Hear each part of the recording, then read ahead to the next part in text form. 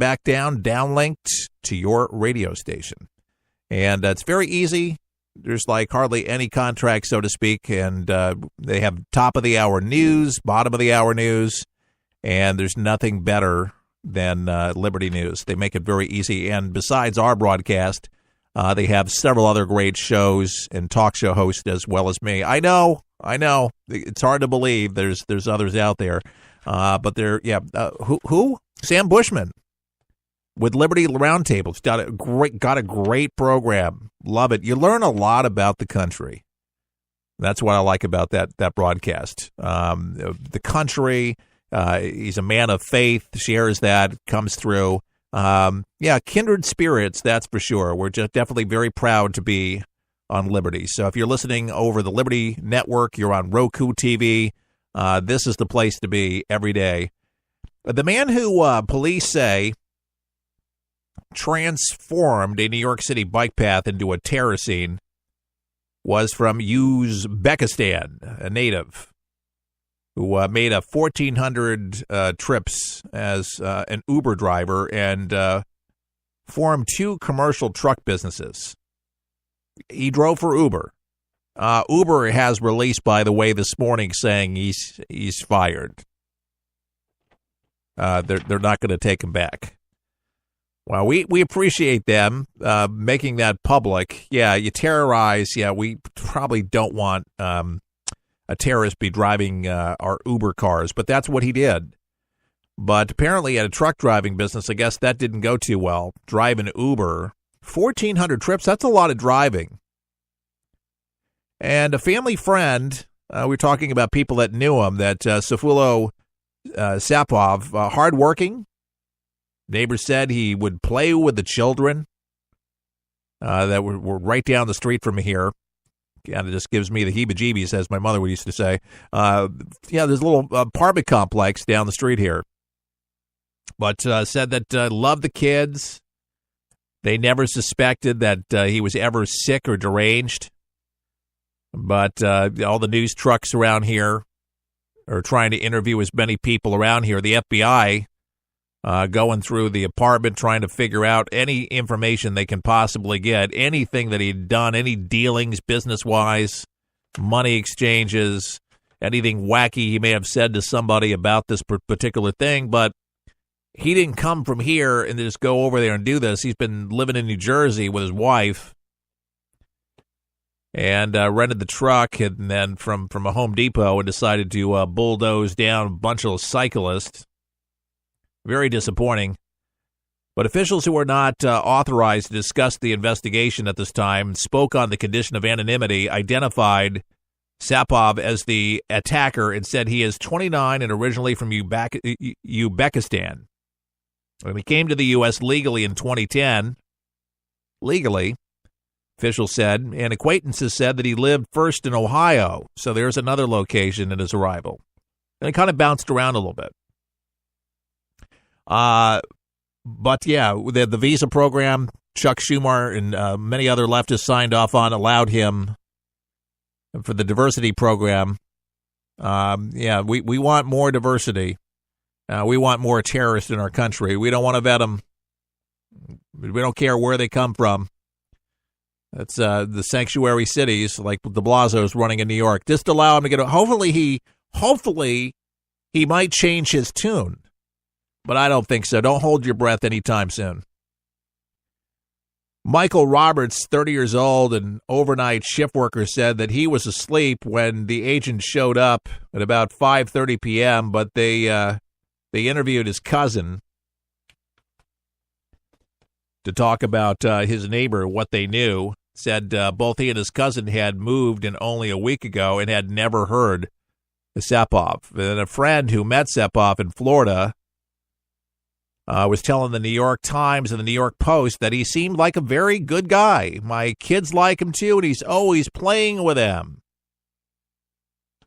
Officials said Sapov was living recently in New Jersey, where he allegedly rented a Home Depot pickup truck, like I said, an hour before driving it into a bike path.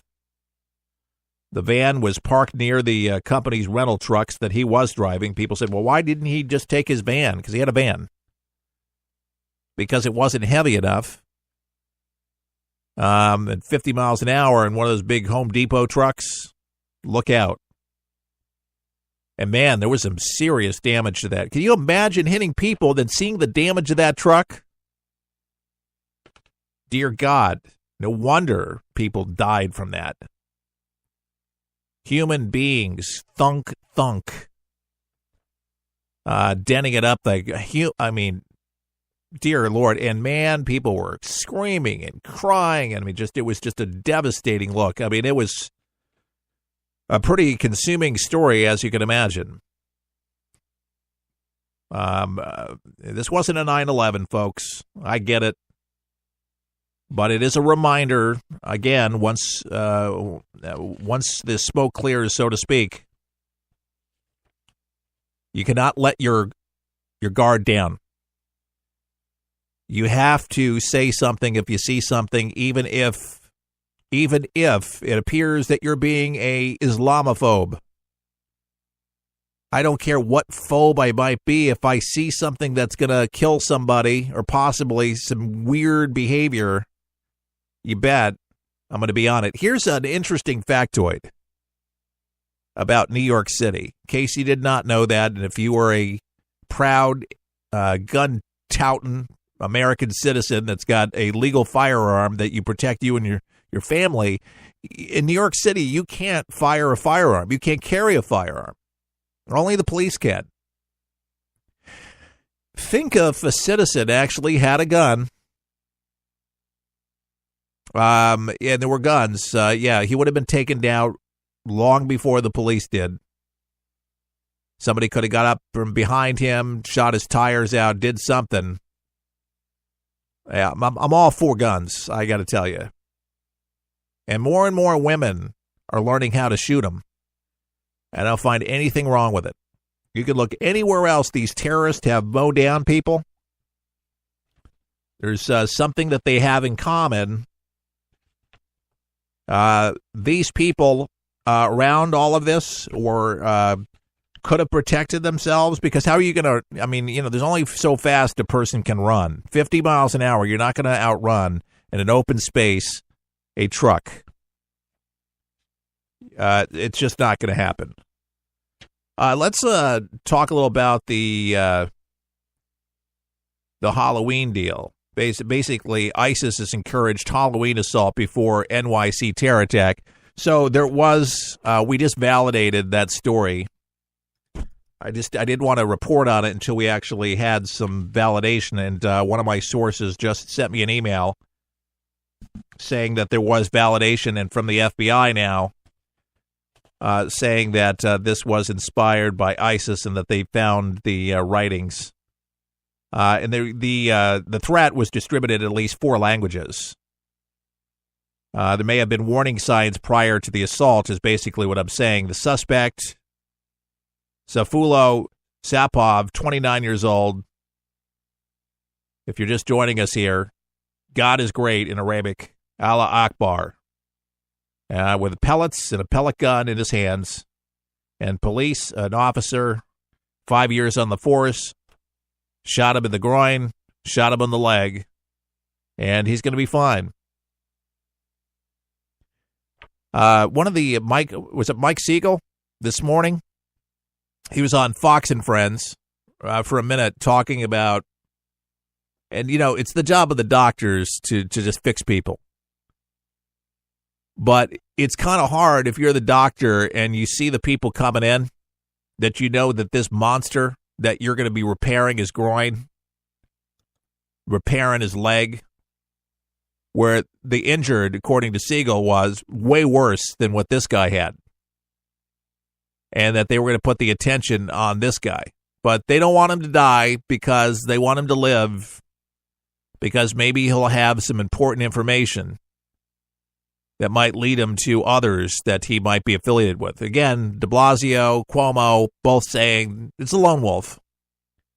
I don't buy it. And just before the break, I gave you a hook saying I was going to tell you why. And why I don't buy it is because it was ISIS-inspired. It's a bigger network. It's bigger than them. It wasn't lone wolf. They have an agenda. They have a mission. He carried it out. And we don't know what conversation he had in the mosque with an imam. He was attending just blocks away. The mosque that he was attending was right there. So you better believe there's going to be more information that's going to come out about that. It's so predictable for so many on the left that didn't want to say anything. Even Shepard Smith on Fox News Channel, that guy just drives me nuts.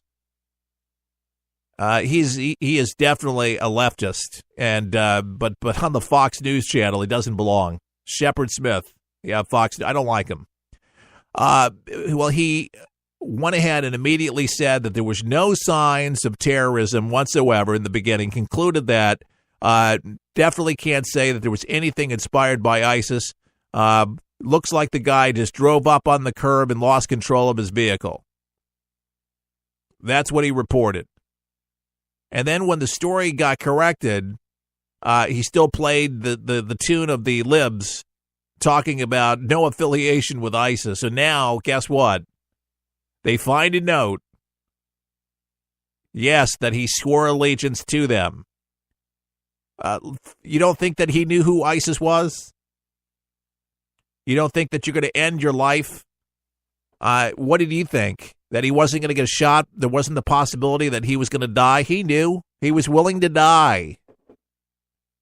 That's what ISIS does.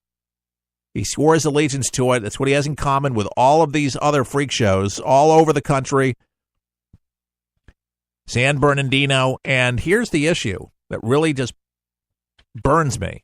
I can't say certain things on the air, but things like this upset me. There were neighbors in San Bernardino. There were people that knew this guy, and they allowed him to get away with it. They knew there was weird things going on and noises going on in the garage, but nobody wanted to do it because he was Muslim. Are you kidding me? We got to stop this political correctness. We got to stop playing this game. Turn him in. No matter who it is, whether it is Stephen Paddock, the crazy white guy, and he didn't act alone. The more I look into the story, that there's more that they're just not telling us on Stephen Paddock. ISIS claimed that responsibility, and he hung out in the Philippines. There's definitely more to that story. So, I don't subscribe to a lot of conspiracy theories, and the weird, crazy one that said that we're all actors, that they were all fake bodies, dummies that were on the ground with blood coming out of that. All just the nuttiest stories. I'm not talking about that conspiracy. That there was just more involved, just kind of like JFK, that kind of thing. He didn't act alone. He didn't learn alone about how to do this, and he wasn't that smart. They have found that out. It wasn't the brightest bulb. Somebody had to show him, train him on how he did it. As far as the truck goes, you don't have to have a whole lot of brains to get into a rental truck. You just have to have a driver's license. You know what's unfortunate about those driver's licenses, don't you? You can be an illegal immigrant over here, and you can have a driver's license. Yeah, so isn't that cute? You could just rent one and be illegal, and it doesn't matter. So that's just wide open. That's just something to think about, a little food for fodder as you're thinking about this during the holidays. I just say be careful, vigilant as possible. Live your life, but just be aware. And the greater threat, and I agree with many people out there like Dr. Sebastian Gorka, talking about, he's one of the leading terrorist experts that I've talked to him on this show before, and he believes that, EMP from North Korea is, probably the worst of all threats. But these terror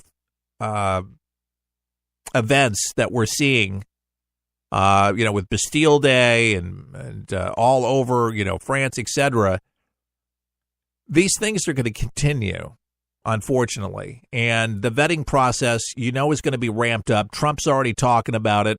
Many on the right are going to be doing it. And Schumer is going to be called out. But the left is going